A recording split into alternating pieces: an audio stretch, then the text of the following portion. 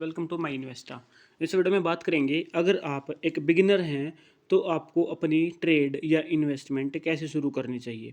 तो हमारा main focus investment पे रहता है, जिसमें आप दो तरीके से इन्वेस्ट कर सकते हैं। एक लॉन्ग टर्म इन्वेस्टमेंट, एक short term investment. Long term में आप 2 से लेके 5 साल 10 साल के लिए होल्ड करेंगे, और 2 साल से कम की शॉर्ट टर्म की इन्वेस्टमेंट हम मानते हैं। तो यहाँ पर आप देखोगे तो जब आप एक ग्रो एप्लीकेशन पर, जो कि बहुत ही सिंपल है डीमेट अकाउंट ओपन करना, आप कर लेते हैं, तो मैं यहाँ पर ग्रो पे सिखाऊंगा कि कैसे आप अपनी इन्वेस्टमेंट करेंगे। ठीक है, बहुत सिंपल तरीके से आप चीज़ों को रखेंगे। तो अभी आज जैसे क्रिसमस है 25 दिसंबर, तो आज मार्केट बंद है अभी हाल फिलहाल, यहाँ पे आप कोई भी मूवमेंट नहीं देख पा रहे हैं। तो आपको क्या करना है, सिंपली आपको सर्च पे जाना है।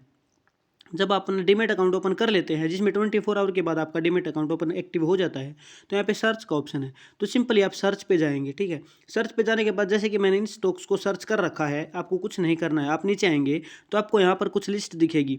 ठीक है, जिसमें stock under 100, large cap stock, mid cap stock, finance stock, Nifty 50 stock. ठीक है, तो ये इस तरीके से आपके सामने लिस्ट आ जाएगी। तो आप क्या करेंगे, शुरुआत में आप कम पैसे लगाने की सोचेंगे, क्योंकि आप शुरुआत में अगर सोचते हैं कि मेरे पास 1000 की कैपिटल है या 10,000 की कैपिटल है, अगर उस बेस पर आप इन्वेस्ट करने का सोचते हैं, तो आप स्टॉक अंडर 100 पे सर्च करेंगे। तो स्टॉक अंडर 100 पे सर्च करते हैं तो आपके सामने इस तरीके से लिस्ट आ जाती है। ठीक है, तो आपको क्या करना है, आपने जैसे भी वीडियोस देखी हैं, कुछ भी न्यूज़ सुनी है, तो आप सबसे पहले आएंगे वोडाफोन आइडिया के ऊपर। वोडाफोन आइडिया के बारे में आपने सुना है कि आने वाले टाइम में अडानी इस कंपनी को बाई कर सकता है, और इस कंपनी के फिर शेयर काफ़ी ऊपर जा सकते हैं, ऐसी आपने कोई न्यूज़ सुनी है। ठीक है, तो उसके बाद आप देखेंगे तो सबसे पहले आप ओवरव्यू पे आएंगे। सबसे शुरुआत में आपको ये एप्लीकेशन बताती है कि यहाँ पे 52 वीक के लो पे ये स्टॉक ट्रेड कर रहा है, यानी कि ये बहुत ही सस्ता एट प्रेजेंट मिल रहा है, पिछले 1 साल के सबसे निचले स्तर पर है। ठीक है, उसके बाद आप यहाँ पर देखते हैं तो एक्सपर्ट क्या बोल रहे हैं, एक्सपर्ट इसको सेल की रेटिंग दे रहे हैं। तो आपके मन में यहाँ पर एक नेगेटिव थॉट बनेगा कि एक्सपर्ट बोल रहे हैं कि इसको सेल करो, तो वो किस बेस पे बोल रहे होंगे। तो ये इस तरीके से आपकी चीज़ मिल जाती है। उसके बाद फंडामेंटल देखते हैं तो रिटर्न ऑन इक्विटी 29%। तो आपकी कुछ कंडीशन है जो आपके आपने लिख कर रखी हुई है कि रिटर्न ऑन इक्विटी 15 या 20% के आसपास या इससे ऊपर होना चाहिए। उसके बाद जो इंडस्ट्री का पीई है वो कंपनी के पीई से ज़्यादा होना चाहिए, यानी कि जो कंपनी का पीई रेशो है वो इंडस्ट्री के पीई से कम होना चाहिए, जिससे हमें पता चलेगा कि स्टॉक ओवर वैल्यू नहीं है। ये चीज़ होगी। उसके बाद हमारे यहाँ पे डेप जीरो होना चाहिए, यानी कि कंपनी के ऊपर कर्ज नहीं होना चाहिए। ठीक है, उसके बाद आप आगे बढ़ते हो तो आप देखोगे तो रिवेन्यू, प्रॉफिट और नेटवर्थ। रिवेन्यू आपका ईयर ऑन ईयर बेस पे बढ़ता दिखना चाहिए। उसके बाद प्रॉफिट जो है, प्रॉफिट भी ईयर ऑन ईयर बेस पे आपको बढ़ता दिखना चाहिए। यहाँ पर इस कंपनी का आप देख रहे हो तो प्रॉफिट नेगेटिव में है। उसके बाद नेटवर्थ देख रहे हो, नेगेटिव नेटवर्थ भी लगातार नेगेटिव में जाती जा रही है। ठीक है, यानी कि ये कंपनी कर्ज, इस कंपनी के ऊपर कर्ज बढ़ता जा रहा है। ठीक है, अब profit year on year base पे, revenue year on year base पे आपने देख लिया, क्वार्टरली भी देख लिया।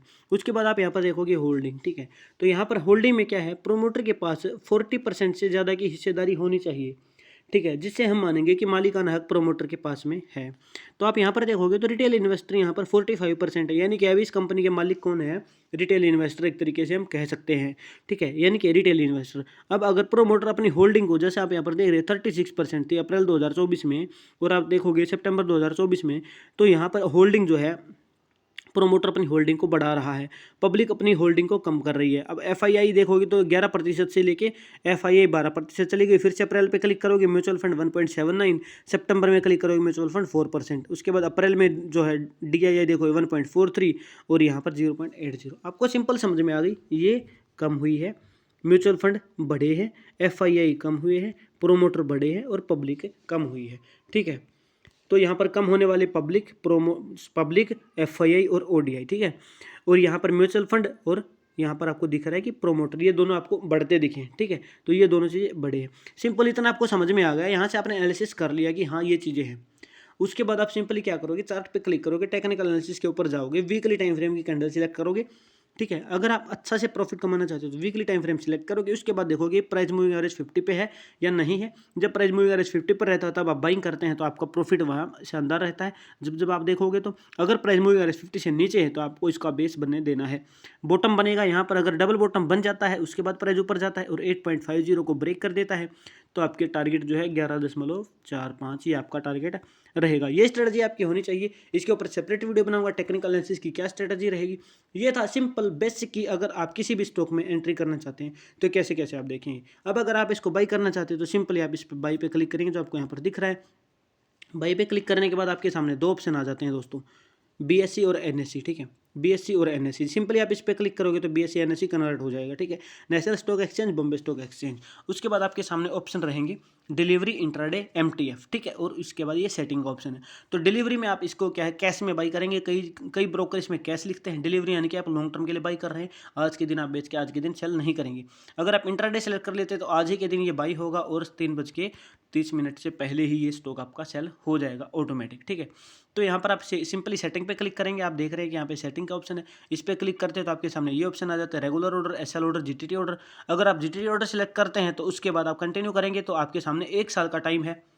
जो भी आप इसमें ट्रिगर प्राइस डालेंगे उस प्राइस रेंज में अगर प्राइस आ जाता है, जैसे कि यहाँ पर आपने क्वांटिटी डाली 20, उसके बाद ट्रिगर प्राइस आपने डाला 6.52, यानी कि आने वाले, यहाँ पर आप क्या करेंगे, यानी कि आने वाले एक साल के अंदर अगर प्राइस 6.52 पे आएगा तो आपका ये 20 क्वांटिटी बाई हो जाएगी। अदरवाइज आपका ये ऑर्डर ऐसे ही पड़ा रहेगा 1 साल तक, ठीक है। यहाँ पे आप लिख रखा है when 6.52 is hit market order will be placed.